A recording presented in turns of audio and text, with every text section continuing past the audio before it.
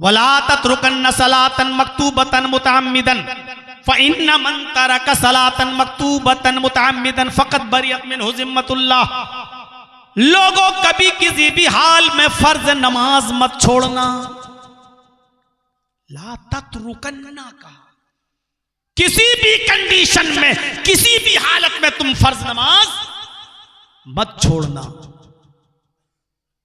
फ़इन्न मन तरक सलातन मक्तूबतन मुतअम्मिदन, इसलिए कि जो कसदन जानबूझकर आमदन फर्ज नमाज तर्क कर देता है, फर्ज नमाज छोड़ देता है, फ़क़द बरियत मिन्हु ज़िम्मतुल्लाह, तो अल्लाह की फिर उसके ऊपर कोई जिम्मेदारी नहीं रहती। अल्लाह की जिम्मेदारी से वो दूर हो गया। ड्राइवर बैठता कहता नहीं साहब आप मुझ पे भरोसा रखते हैं, ये अल्लाह के बाद आप पर ही भरोसा है भाई। तो ठीक है, जब आप मुझको भरोसा रखते हो तो अभी आपको खैरियत के साथ पहुंचाना ये मेरी जिम्मेदारी है। ठीक है, चलिए। अल्लाह ने कहा नमाज पढ़ोगे तो तुम्हारी जिम्मेदारी है मेरी, और अगर फर्ज नमाज को तुमने छोड़ दिया तो तुम्हारी कोई जिम्मेदारी मेरे ऊपर नहीं है। फ़क़द बरियत मिन्हु ज़िम्मतुल्लाह, अल्लाह की जिम्मे से वो आदमी दूर हो गया। कभी मत छोड़ना, ये मजबूरी नहीं चलेगी। मैं बैंक में नौकरी करता हूं, लिखा पढ़ी करता हूं, मौलाना साहब बैंक का मैनेजर मुझे इजाजत नहीं देता। मैं जिस ऑफिस में काम करता हूं हमारा मालिक, हमारा मैनेजर हमें इजाजत नहीं देता। मैं जो बिजनेस करता हूं उसमें मसरूफ रहता हूं, मैं उसमें जो है हमें फुर्सत नहीं मिलती। क्या मैं शाम को घर आकर इकट्ठी पढ़ सकता हूं? ये सब बहाने नहीं चलेंगे। और माफ कीजिएगा, मसला अपने दिमाग की खोपड़ियों में बिठा लीजिएगा, अच्छी तरीके से मसला याद रखिएगा। हर वो सर्विस चाहे सरकारी हो या प्राइवेट, हर वो नौकरी चाहे वो सरकारी हो या प्राइवेट, हर वो बिजनेस जो आपका अपना हो चाहे जैसा भी हो, अगर उस बिजनेस में या उस सर्विस से आपकी नमाज छूट रही है तो वो सर्विस भी आपके लिए हराम है और वो बिजनेस भी आपके लिए हराम है। नमाज को नहीं छोड़ा जा सकता है, सर्विस छोड़ी जा सकती है, बिजनेस छोड़ा जा सकता है, लेकिन नमाज नहीं छोड़ी जा सकती है। सिर्फ दो चीजें हैं उज्र, ये दो चीजें अगर आपके पास हैं तो नमाज को मुलतवी कर सकते हैं, पोस्टपोन, पढ़ना फिर भी पड़ेगी। वो दो चीजें क्या हैं? इज़ा हज़रत ताम, आपके सामने बीवी ने खाना रख दिया, आपके सामने खाना आ गया और जैसे ही खाना आया अजान होने लगी, अल्लाहु अकबर अल्लाहु अकबर, तो अब खाना खा लो, क्योंकि अब छोड़ के जाओगे तो नमाज में खाने की तरफ दिमाग लगा रहेगा तुम्हारा।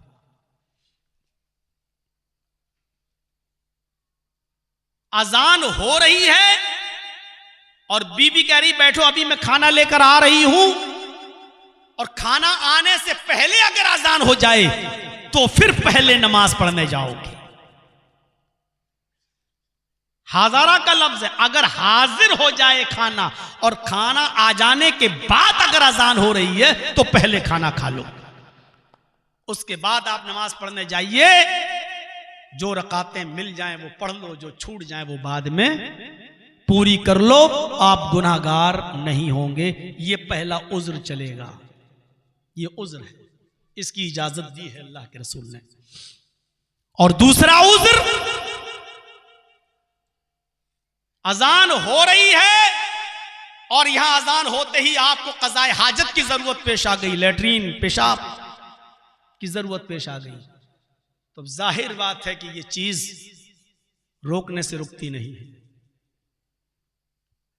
बहुत कोशिश करने के बाद रोक भी लिया तो नमाज पढ़ोगे तो पेशाब रोकोगे, नमाज पढ़ोगे तो डिस्टर्ब होगा, खलल होगा नमाज में। यहां इजाजत दी है शरीयत ने कि अगर अजान हो रही हो या हो जाए और अब तुम्हें क़ज़ाए हाजत की जरूरत है तो पहले लेटरिन से फारिग हो लो, पहले पेशाब कर लो, उसके बाद वुजू बनाओ, मस्जिद में जाओ, जो रकातें मिल जाएं वो पढ़ लो, जो छूट जाए वो बाद में पूरी कर लो। इन दो उज्र के अलावा नहीं है शरीयत के अंदर। आपका बेटा बीमार है, आपका बेटा सख्त बीमार है और अजान हो रही है, इस मौके पर भी आपको नमाज पढ़ना है, लेकिन मस्जिद में नहीं जाना है। जल्दी से अपने घर में वुजू बनाइए और जल्दी से सिर्फ फर्ज रकातें अदा कर लीजिए बस। ला तत्रुकन्न सलातन मक्तूबतन मुतअम्मिदन, फर्ज नमाज कभी मत छोड़ना, किसी भी कंडीशन में मत छोड़ना। आपका बेटा बीमार है, इधर अजान हो रही है, अजान के बाद 15 मिनट के बाद जमात होगी, जमात में भी इमाम साहब अगर लंबी लंबी सूरतें पढ़ देंगे तो और 10 मिनट चले जाएंगे। अब बेटा ज्यादा सीरियस है, जल्दी से वुजू बनाइए, जल्दी से घर में सिर्फ फर्ज नमाज अदा कीजिए और अपने बेटे को एम्बुलेंस में बैठाइए, गाड़ी कीजिए, टोटो कीजिए, टेम्पो कीजिए, गाड़ी लीजिए, अपनी 4 व्हीलर लेके जाइए अस्पताल। नमाज इस कंडीशन में भी माफ नहीं है, आपको पढ़ना पड़ेगा। नमाज किसी भी कंडीशन में माफ नहीं, किसी भी कंडीशन में। हमारी मां बहनों को चंद दिन की छूट मिल जाती है बस, उसके अलावा कोई कंडीशन में माफ नहीं है। उनको अपने महीने के चंद दिनों के लिए नमाजें छोड़ना पड़ती हैं। उनको भी अल्लाह के रसूल ने कहा कि अब इसको दोहराने की जरूरत नहीं है, बाद में पढ़ने की जरूरत नहीं है। लेकिन याद रखेंगी हमारी मां बहनें भी, जिस दिन वो पाक होंगी, जिस दिन उनका पीरियड बंद होगा, उनको उसी वक्त गुस्ल करना है, उसी वक्त गुस्ल करना है और नमाज पढ़ना है। अगर वो 3 बजे 4 बजे दिन में पाक होती हैं, असर का वक्त शुरू हो चुका है, फौरन गुस्ल करेंगी और असर के वक्त अब असर की नमाज नहीं पढ़ेंगी, जोहर की 4 रकात पढ़ेंगी और 4 रकात असर की पढ़ेंगी। जोहर और असर वो जमा करके पढ़ेंगी। याद रखिएगा, यहां मुसाफिर वाला हुक्म होगा उनके ऊपर, क्योंकि अगरचे जोहर का वक्त निकल गया लेकिन असर का वक्त है और मुसाफिर जोहर और असर दोनों को एक साथ पढ़ सकता है। इसलिए वो औरत जो 3:30 बजे पाक हो रही है और असर का वक्त शुरू हो चुका है, तो असर के वक्त नहाएगी और नहाने के बाद 4 रकात जोहर पढ़ेगी और 4 रकात वो असर पढ़ेगी। हां, अगर जोहर से पहले पाक होती है तो सिर्फ जोहर की नमाज पढ़ेगी, फिर असर के वक्त असर की पढ़ेगी। लेकिन अगर असर के बाद पाक हो रही है तो जोहर भी पढ़ेगी और असर भी पढ़ेगी। यही हाल मगरिब का है। अगर कोई औरत रात में 10 बजे पाक हो रही है तो 10 बजे वो नहाएगी, गुस्ल करेगी, 3 रकात मगरिब पढ़ेगी और 4 रकात इशा पढ़ेगी। 3 मगरिब और 4 इशा, ये रकातें पढ़ने के बाद मगरिब और इशा को जमा करेगी, जमा करेगी। मेरे भाइयों, हां, अगर मगरिब से पहले पाक हो रही है तो जोहर और असर दोनों पढ़ेगी। मगरिब के बाद पाक हो रही है और इशा का वक्त शुरू नहीं हुआ है तो सिर्फ मगरिब पढ़ेगी, और इशा के बाद पाक हो रही है तो मगरिब और इशा दोनों पढ़ेगी। याद रखिएगा, बात थोड़ी सी आगे निकल गई। इसके अलावा कोई कंडीशन नहीं है नमाज की माफ की। खड़े होकर पढ़ने की ताकत नहीं है तो बैठकर पढ़ो, बैठकर पढ़ने की ताकत नहीं है तो लेटकर पढ़ो, लेटकर पढ़ने की ताकत नहीं है तो करवट से पढ़ो, करवट से पढ़ने की ताकत नहीं है तो आंख के इशारे से पढ़ो, आंख के इशारे से पढ़ने की ताकत नहीं है तो अपना होंठ हिला हिला कर पढ़ो, वुजू नहीं कर सकते हो तो तयम्मुम करके पढ़ो। नलकी लगी हुई है पेशाब की जगह पर, थैली लटकी है, आप बार बार इस्तंजा नहीं कर पा रहे हैं तो जानते हो इस थैली का क्या हुक्म है? पेशाब अगर आप कर रहे हैं और पानी से धो नहीं रहे हैं और वो पेशाब आपका थैली में जा रहा है तो आप पाकी की हालत में माने जाएंगे और इस कंडीशन में भी आपको नमाज पढ़ना पड़ेगी, नमाज माफ नहीं।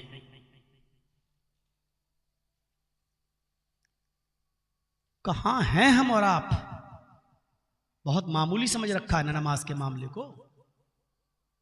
इस कंडीशन में भी नमाज पढ़ना पड़ेगी। और 100 की एक बात आपको कह दूं, 10 लड़कियों के बाद आपको अल्लाह ने एक लड़का दिया है, कितनी खुशी होगी। 6 लड़कियों के बाद एक लड़का आपके घर में पैदा हुआ, कितनी खुशी होगी। आप फूले नहीं समा रहे मारे खुशी के कि आज हमें लड़का हुआ, अल्लाह ने मुझे बेटा दिया है। यहां बेटे की पैदाइश की खबर आपके कानों में जाती है और इधर आजान की आवाज आ रही है, हय्या अलस सलाह। इस खुशी के आलम में भी तुम अल्लाह को फरामोश नहीं कर सकते हो, भूल नहीं सकते हो। अल्लाह ने तुझे 6 बेटियों के बाद एक बेटा दिया है, अब नमाज का वक्त हो गया है। इस खुशी के आलम में भी तेरे ऊपर नमाज माफ नहीं है, तुझे अभी भी नमाज पढ़ने के लिए जाना पड़ेगा। अच्छा सुनिए, 6 बच्चियों के बाद एक बेटा पैदा हुआ था, 12, 13, 15 साल की उम्र में उसका इंतकाल हो गया। क्या हालत होगी। एक बेटा था वो भी अल्लाह ने ले लिया। क्या पहाड़ टूटेगा बाप के ऊपर। उस बाप के कलेजे से पूछो क्या गुजरेगी उसके ऊपर। यहां जवान बेटे का इंतकाल हो गया, इकलौता बेटा था। 7-8 बेटियों के बाद एक बेटा मिला था और वो भी मर गया, उसका भी इंतकाल हो गया। यहां आप टेंशन में अपने बेटे की जुदाई में रो रहे हैं, आपकी आंखों से आंसू बह रहे हैं और इस वक्त अजान का आवाज आपके कानों में आ रही है, हय्या अलस सलाह। थोड़ी देर के लिए अपना टेंशन दूर करो, अपने बेटे के गम को भुला दो और इस कंडीशन में भी तुम्हें नमाज पढ़ने के लिए जाना है। जवान बेटे के इंतकाल पर भी जब अल्लाह ने नमाज की रुखसत नहीं दी और माफी नहीं दी, तो हालत खुशी में और हालत बहाली में और अच्छी कंडीशन में नमाज कैसे माफ हो जाएगी। सोचो तो जरा, जवान बेटे की लाश रखी है और अजान हो गई है, जाओ इस वक्त। ये उज्र नहीं माना जाएगा कि बेटे का इंतकाल हो गया था इसलिए चलो छूट गई, बाद में पढ़ना है, अब तुम्हें जाना पड़ेगा। ये उज्र नहीं है। और जब जवान बेटे का मर जाना उज्र नहीं है, तो तेरी बैंक की नौकरी कैसे उज्र हो जाएगी। तेरा सरकारी स्कूल में टीचर होना कैसे उज्र हो जाएगा। ये भी उज्र नहीं माना जाएगा। नमाज अपने वक्त पर पढ़ना है। मेरे प्यारे साथियों, 3 चीजें हो गई और भी 2 चीजें और। वला तशरबन्न खमरन फइन्नहु रासु कुल्ले फाहिशतिन। शराब हरगिज मत पीना। ला तशरबन्न खमरन। आप लोग तो हर चीज को खाना बोलते हैं, शराब को भी खाना, दूध को भी खाना, पानी को भी खाना। लेकिन अगर हम खाना बोलेंगे तो यूट्यूब पे सब चलेगा, तो पूरी दुनिया में हंसेंगे लोग, कहेंगे मौलाना साहब शराब को खाना बोल रहे हैं, इसलिए भैया मैं आपकी जबान थोड़ी देर के लिए भूलूंगा मैं। ला तशरबन्न खमरन, हरगिज मत पीना। और क्यों मत पीना, आगे के जुमले, फइन्नहु रासु कुल्ले फाहिशतिन। शराब हर गंदी और फहश और बुराई की जड़ है। जिसको अल्लाह के नबी ने बुराई की जड़ कहा हो, वो कभी अच्छी चीज नहीं हो सकती है। तुम्हें अच्छी लग रही है वो अलग बात है, तुम्हें उसका टेस्ट अच्छा लग रहा है वो अलग बात है, लेकिन जिसको हमारे नबी ने तमाम बुराइयों की जड़ कह दिया हो, वो कभी अच्छी चीज हो नहीं सकती। सुनन नसई की वो रिवायत मालूम है आपको, हजरत उस्मान गनी उस हदीस के रावी हैं। बनी इस्राइल में एक औरत थी बदकार, उसका शौहर मर चुका था। वो नौजवानों को तलाश करती थी गलत काम के लिए। उसको खबर मिली कि एक बहुत नेक आदमी, बेचारे दाढ़ी वाले, अल्लाह वाले, 5 वक्त के नमाज, बड़े नेक आदमी, बड़े खूबसूरत कपड़ा बेचते हैं। तो उसने अपनी नौकरानी से कहा कि इस मौलाना को, इस अच्छे आदमी को, इस नेक आदमी को जरा मेरे पास लाओ, बड़ा खूबसूरत नौजवान है, बहाना बनाकर मेरे पास लाओ और इसके साथ मैं गलत काम, वो अपने नौकरानी को पैसा देती थी और किसी तरीके से उस नौजवान लड़के को बुला लिया। अब जब नौजवान लड़का वहां आया, कहा कि मेरी मालिकन आपसे कपड़ा खरीदना चाहती हैं, आप चलिए। जब ये नौजवान लड़का वहां पहुंचा, नेक था, अल्लाह वाला था, बड़ा शरीफ, जब ये वहां पहुंचा, पहुंचने के बाद नौकरानी ने कहा कि आप अंदर चले जाइए, हमारी मालिकन दूसरे तीसरे दरवाजे के अंदर बैठी हुई हैं, जाइए आप इनको कपड़ा दे दीजिए। ये अंदर चले गए, एक दरवाजा बंद, दूसरा खोला, अंदर चले गए, दूसरा दरवाजा बंद, तीसरा दरवाजा खोला, अंदर चले गए, तीसरा दरवाजा बंद, चौथे दरवाजे को खोला तो औरत बैठी हुई है। उसने कहा आओ, ये कपड़ा दिखाने लगे, ये इतने रुपए मीटर, ये इतने रुपए मीटर, ये इतने रुपए, कपड़ा दिखाने लगे। और वो कहती, उसको कपड़ा खरीदना ही नहीं था। उसने कहा अरे ये सब रखिए, आप कपड़ा नहीं खरीदना है, आप मुझे खुश कर दीजिए, आपको कितना पैसा चाहिए मैं दे दूंगी, आपको कितनी रकम चाहिए मैं दूंगी, आप मुझे खुश करिए। हदीस के अल्फाज, उस औरत ने कहा उदनु मिन्नी, मेरे करीब आइए, मेरे साथ गलत काम कीजिए, मेरे साथ हम बिस्तरी कीजिए, मेरे साथ जिना कीजिए। इन्होंने उसको अल्लाह के अजाब से डराया। अब जिसकी ऊपर जवानी का भूत सवार हो वो अल्लाह के अजाब से डरेगा? कितना समझाएंगे कि हमारे यहाँ की लड़कियां अल्लाह के अजाब को नहीं जानती हैं, फिर भी भाग भाग के शादियां कर रही हैं। नहीं हो रहा है क्या समाज में और सोसाइटी में? है? हमने तो सुना है कि 2-2, 3-3 बच्चों की अम्मा भी भाग रही हैं अपने बच्चे छोड़ छाड़ के। अब इन औरतों के सामने अल्लाह का अजाब बयान करोगे तो इनको समझ में आएगा? हालात ऐसे हो चुके हैं मेरे भाइयों, दीनी मदरसे में पढ़ने वाली आलिमा और फाजला, बुखारी पढ़ने वाली, कुरान की तफसीर पढ़ने वाली, बुर्के में जाने वाली, बुर्के में रहने वाली लड़की भी जब उत्तर प्रदेश के अंदर, मेरे प्यारे साथियों, एक कॉन्वेंट स्कूल में अगर पढ़ाती है और पढ़ाते पढ़ाते गैर मुस्लिम लड़के के साथ उसका प्यार का चक्कर चल जाता है तो मंदिर में जाकर और सिंदूर लगा के शादी करती है और हिंदू धर्म को कबूल करती। जब हालात इस स्टेज तक पहुंच जाएं तो आप अपनी बेटियों से फिर क्या उम्मीद रखेंगे? आप समाज की बहन और बेटियों से कौन सी उम्मीद लगाएंगे?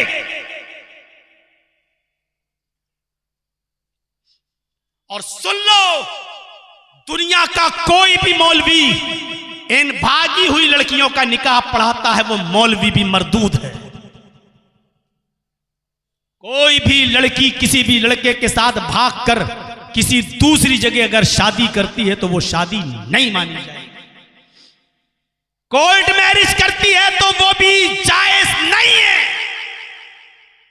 दूसरे गांव में जाकर कोई हाजी, कोई नमाजी, कोई बुढ़ा, कोई बुजुर्ग आदमी कहता बेटी कोई बात नहीं, मैं तेरा बाप बन गया हूं, तो तेरे बाप बन जाने से वो तेरी बेटी नहीं बन जाएगी जब तक वो अपने उस भागाए हुए लड़के के साथ रहेगी। जिना का गुनाह इस बने हुए बाप पर भी पड़ेगा।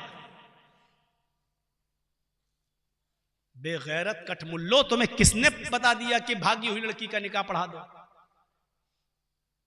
ये मौलवी साहब बैठ गए, कहां कौन है? लड़की भाग के आई है। ऐसा बाप का होना जरूरी है बली? दूसरे गांव का हाजी नमाजी आदमी सऊदिया का रुमाल डाल के, दाढ़ी रख के, मुंह में पान खा के कह रहा मैं इसका बली बन गया हूं, मैं इसका बाप हूं। बाप बन गया? तेरे बाप बन जाने से वो तेरी बेटी हो गई। अब मौलाना साहब पढ़ने लगे, या अय्युहल्लज़ीना आमनु तक़ुल्लाह हक़्क़ तुक़ातिही वला तमूतुन्ना इल्ला व अंतुम मुस्लिमून या अय्युहन्नासु तक़ू रब्बकुमुल्लज़ी ख़लक़कुम। अरे मौलवी तू 3 आयतें क्या 3 कुरान पढ़ता, 3 लाख कुरान पढ़ ले, लेकिन वो लड़की हलाल नहीं होगी जब तक कि उसका बाप इजाजत नहीं देगा तब तक। अपने माँ बाप से भाग कर जाने वाली लड़कियों, बंगाल के किसी भी कोने में तुम निकाह के बाद रह रही हो, रब्बे काबा की कसम तुम हरामकारी कर रही हो, तुम जिनाकारी कर रही हो। तुम्हारे जितने बच्चे पैदा हो रहे हैं वो सब हरामी बच्चे हैं, नाजायज बच्चे हैं। ना उनका वरासत से कोई हक है, ना उनकी जमीन और जायदाद में कोई मिल्कियत है, वो इस हक से महरूम है। वो आदमी भी जिनाकारी कर रहा है, वो लड़की भी बदकारी कर रही है, और जितने बच्चे पैदा हो रहे हैं वो सारे बच्चे हरामी और नाजायज बच्चे पैदा हो रहे हैं, चाहे उसका निकाह सऊदिया के इमाम हरम ने क्यों ना पढ़ाया। शरीयत तेरे बाप की मीरास है क्या? शरीयत में उमर और अम्मार का नहीं चला तो तेरा चलेगा फतवा? दो दो बच्चों की अम्मा और पांच पांच बच्चों की अम्मा भाग गई, बच्चों को छोड़ के भाग गई। और बाद में पता चला जब मरेंगी ना, न इधर के हुए न उधर, न खुदा ही मिला न विसाले सनम, न इधर के रहे न उधर के हुए हम। गलत है, नहीं होना चाहिए। बाप मौजूद है तो बाप वली है। निकाह पढ़ाते वक्त बाप से इजाजत ली जाएगी। हमारे यहां निकाह पढ़ाते हैं, एक वकील बनता है, दो गवाह बनते हैं, वकील मोहल्ले का कोई एक आदमी नहीं, बाप वकील बनेगा अगर बाप जिंदा है तो। और बाप कहेगा कि हां हम अपनी बेटी की शादी कर रहे हैं, और बेटी भी अगर उस शादी से खुश है तो। दोनों तरफ है। बाप शादी जबरदस्ती करा रहा है बेटी की और बेटी वहां नहीं करना चाहती, तब भी शादी नहीं होगी। सुन लीजिए, बेटी जहां शादी करना चाह रही है वहां शादी होगी, लेकिन बगैर बाप की इजाजत के नहीं होगी। ये दोनों चीजें। और अगर बाप ने जबरदस्ती किसी लड़की का निकाह करा दिया और लड़की ने बेमन निकाह कर लिया, चाहती नहीं थी, तो उस लड़की को इख्तियार है वो अपने हस्बैंड के साथ रहे या उससे खुला लेकर अलग हो जाए। उस लड़की को पूरी अथॉरिटी है, पूरा पावर है, और शरीयत ने उस लड़की को इस बात की इजाजत दी है। इसलिए हमारे वालिदैन को चाहिए कि अपनी लड़कियों की भी मर्जी पूछें, बेटा फला जगह तुम्हारा रिश्ता करना चाहता हूं, क्या वो लड़का तुम्हें पसंद है? शरीयत के मामले में शर्म नहीं। बाप खुद पूछे अपनी बेटी से। बाप को कहते बेटी हमें क्या जवाब देगी, बेटी को बता देना भी चाहिए। हजरत उमर ने तो अपनी बेटी से पूछा था कि बेटी तुम सच सच बताओ कि एक औरत शौहर के बिना कितने दिन तक रह सकती है? पहले इशारा किया एक, कहा अगर और नेक हुई तो, कहा 2 महीना, और कहा 3 महीना, कहा बेटी अगर बहुत ज्यादा नेक हुई लड़की तो, कहा 4, कहा बहुत अल्लाह वाली हुई तो, इशारा कर दिया नहीं 4 से ज्यादा नहीं। 2-2 साल सऊदीया में रहने वालों, बीवी को यहां छोड़ के जाने वालों, हजरत उमर फारूक ने कानून बना दिया था कि कोई भी आदमी अगर मैदान जंग में भी जाएगा तो 4 महीने से ज्यादा उसको वहां नहीं रोका जाएगा, और 4 महीने में एक बार घर भेजा करते थे। इसका नाम है शरीयत। तुमने घर की खेती समझ लिया। वो इधर जा रहा है कोई तो दुबई, वो उधर मुंह मार रहा है, ये इधर मुंह मार रही है, 2-2 बच्चे 3-3 बच्चों की अम्मा भागेगी नहीं तो क्या होगा? ये पर्सनल जिंदगी है, इसमें आप हाँ बीवी अगर आपको इजाजत दे रही है वो एक अलग मैटर हो जाता है, लेकिन वो किस दिल से इजाजत देती है उसको समझना मर्द का। अब तुम गरीबी का हवाला दे रहे हो, साहब बहुत गरीबी है, बीवी हमें जाने दो, और वो मजबूर है, आपकी हालत देख के भेज रही है। अरे तुझसे किसने कहा था कि 50,000 रुपए कमाने जा? तू 10,000 रुपए यहां कमा। जरूरी है जो सुकून तुझे यहां रहकर अपनी बीवी के साथ मिलेगा वो वहां नहीं मिल सकता है। तू भले ही पैसा कमा ले, लेकिन सुकून पैसा नहीं दे सकता है। कितने लोग ऐसे हैं जिनके पास लाखों करोड़ों रुपया है, लेकिन फ्रिज का पानी पीने से डॉक्टर ने मना किया है, नहीं पी रहे हैं। क्यों? अमीर आदमी है, सुकून कहां तेरी जिंदगी में? डॉक्टर ने मना किया, तला हुआ चीज, तेल मसाले की चीज नहीं खा सकते हो, सब दलिया खा रहे हो, खिचड़ी खा रहे हो, सब कुछ है तेरे पास लेकिन खिचड़ी खा रहा है। पैसा सुकून नहीं दे सकता है। अला बिज़िक्रिल्लाहि तत्मइन्नुल कुलूब, अगर सुकून कोई चीज दे सकती है तो वो है अल्लाह का जिक्र। और मियां बीवी का ताल्लुक भी जिक्र है। अल्लाह के रसूल कहते हैं कि अगर कोई शख्स अपनी बीवी के साथ हम बिस्तर होता है, सुनिए शर्म की बात नहीं, तो इस काम पर भी उसको सवाब मिलता है, नेकी। सहाबा ने कहा अल्लाह के रसूल इस पर भी सवाब? हम अपनी लज्जत के लिए, हम अपने एंजॉय के लिए ऐसा करते हैं फिर भी सवाब? तो अल्लाह के नबी से कहा अगर वो अपनी हलाल बीवी को छोड़कर किसी गैर औरत के पास जाए तो उसको गुनाह पड़ेगा या नहीं पड़ेगा? तो कहा हाँ उसको गुनाह पड़ेगा। तो कहा जब वो हराम जगह से बचकर हलाल जगह पर अगर इंजॉय हासिल कर रहा है तो उसको नेकी क्यों नहीं मिलेगी? ये है शरीयत। मौलाना साहब यहाँ इतने लोग भाग रहे हैं, इतनी भाग रही हैं, समाज में भी तो देखो तुम्हारे अंदर पर्दा कितना है। जलसों में मेले लगाओगे तो क्या हाल होगा? चूड़ियां बिकेंगी तो क्या हाल होगा? लिपस्टिक चुपड़ चुपड़ के, मेकअप थोप थोप के जलसों में भी आएंगी तो क्या होगा? तसव्वुर तो करो आप। हम हैं कहां? मैदाने जंग हो रही है, एक औरत का बेटा मैदाने जंग में जंग लड़ रहा है। अबू दाऊद किताबुल जिहाद, लड़ते लड़ते वो बेटा मैदाने जंग में कत्ल कर दिया जाता है। उस बच्चे का नाम है खल्लाद। मैदाने जंग में बेटा कत्ल कर दिया गया। उसके घर खबर पहुंचाई गई। मां ने दरवाजा खोला, क्या हुआ? कहा तेरा बेटा मैदाने जंग में था। जी मैंने भेजा था। आज अल्लाह ने तेरे बेटे को शहादत से नवाजा है। मां तेरा बेटा शहीद हो गया, तेरा बेटा मैदाने जंग में कत्ल कर दिया गया। उसने नजरें आसमान पे डाली और आंसुओं को पी गई। उसने आंसू जमीन के ऊपर नहीं गिरने दिए।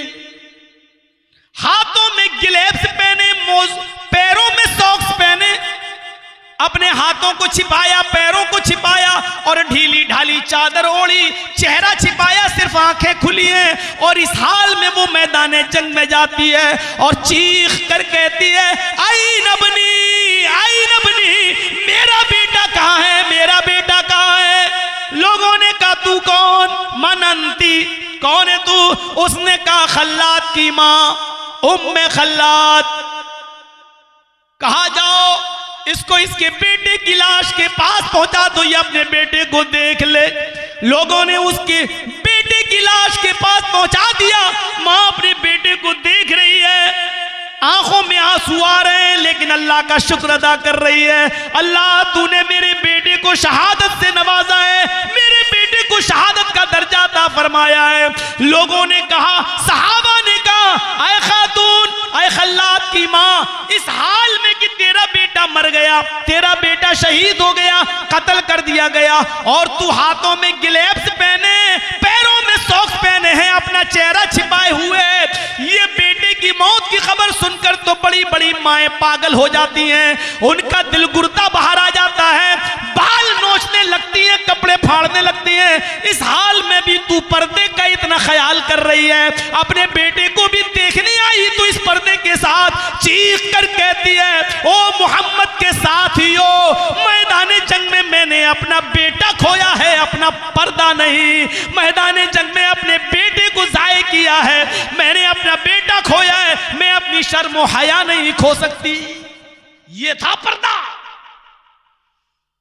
मैदाने जंग में भी मैंने अपना बेटा खोया है, मैंने अपना पर्दा नहीं खोया, मैं अपनी हया नहीं खो सकती।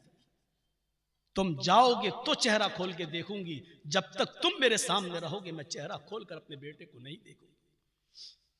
मेरी मां बहनों, सच बताना, इस हदीस की रोशनी में जरा अपना चेहरा देखकर बताओ, इस हदीस के आईने में तुम कैसी लग रही हो? इस हदीस के आईने में, इस किस्से और इस कहानी के आसरे आईने में झांक कर देखो, तुम्हारा चेहरा कैसा लग रहा है, हम कैसे नजर आ रहे हैं?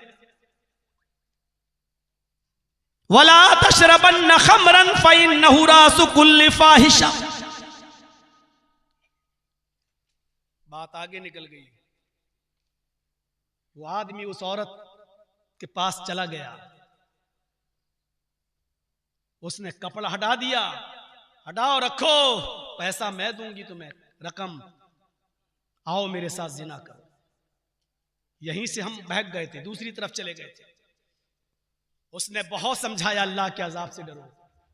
जवानी का भूत चढ़ा, शौहर मर चुका था, कहने लगी सब समझा चुके, ठीक है चलो अब आओ मेरे साथ जिना करो। कहा कि नहीं, मैं ये काम नहीं कर सकता। उसने कहा तो 3 कामों में से कोई एक काम करो। कहा क्या? एक छोटा सा बच्चा बैठा था 4-5 साल का, टेबल पे शराब रखी थी और एक तरफ खूबसूरत औरत खुद बैठी थी। उसने कहा मेरे साथ जिना करो। कहा नहीं कर सकता। नहीं कर सकते तो इस बच्चे को कत्ल करो। कहा यह भी नहीं कर सकता। कहा शराब पियो। इन 3 कामों में से कोई एक तो करना पड़ेगा, और अगर नहीं करते हो तो तुम चारों तरफ से घिर चुके हो, तुम्हारी जान जाएगी। इसने बहुत गौर किया, जान बचाना भी जरूरी था। सोचा क्या करूं, जो छोटा गुनाह है वो कर लेता हूं। इसने कहा जिना करूंगा तो ये बड़ा गुनाह है, इस बच्चे को कत्ल करूंगा ये और बड़ा गुनाह है। किसी मासूम की बच्चे की जिंदगी से क्यों खिलवाड़ करूं, चलो शराब पी लेता हूं। उस अल्लाह के नेक बंदे ने शराब की बोतल उठाई और पी लिया। शराब पीने के बाद उसको नशा आया। जब नशा आया तो नशे में उसकी अकल काम करना बंद कर दी, और जब अकल ने काम करना बंद किया तो उसने उस बच्चे को कत्ल भी कर दिया और उस औरत के साथ जिना भी कर लिया। सोचा था कि छोटा गुनाह कर लूं, लेकिन जब शराब पी तो 3 गुनाह कर बैठा। अल्लाह के रसूल ने इस मौके पर यह हदीस वाक़या बयान करने के बाद फरमाया ला तशरबन्न खमरन फ़इन्नहु रासु कुल्लि फ़ाहिशतिन। लोगों शराब कभी मत पीना, क्योंकि शराब तमाम बुराइयों की जड़ है। अल्लाह के रसूल ने ऐसे ही नहीं कहा है। बनी इसराइल में अगर किसी ने अपनी माँ के साथ जिना किया होगा चौराहे पर, सड़क पर, तो मेरी उम्मत में कयामत उस वक्त तक नहीं आएगी जब तक कि मेरी उम्मत के लोग भी अपनी माँ के साथ, बहन के साथ, बेटी के साथ जिना न कर लें। लकाना फी उम्मती मन यस्नउ ज़ालिक। मेरी उम्मत में भी ऐसे लोग पैदा होंगे जो अपनी माँ के साथ जिना करेंगे। और माँ के साथ जिना एक मुसलमान कब करेगा? चौराहे पर, रोड पर कब करेगा? जब वो शराब के नशे में चूर होगा और शराब उसकी अकल को खराब कर देगी। वो अपनी माँ, अपनी बहन और अपनी बेटी की इज्जत भी चौराहे पर सबके सामने लूटने में और अपनी माँ, बहन, बेटी की इज्जत के साथ भी खेलने में कुछ झिझक महसूस नहीं करेगा, क्योंकि शराब उसके दिमाग से सोचने और समझने की सलाहियत को खत्म कर देगी।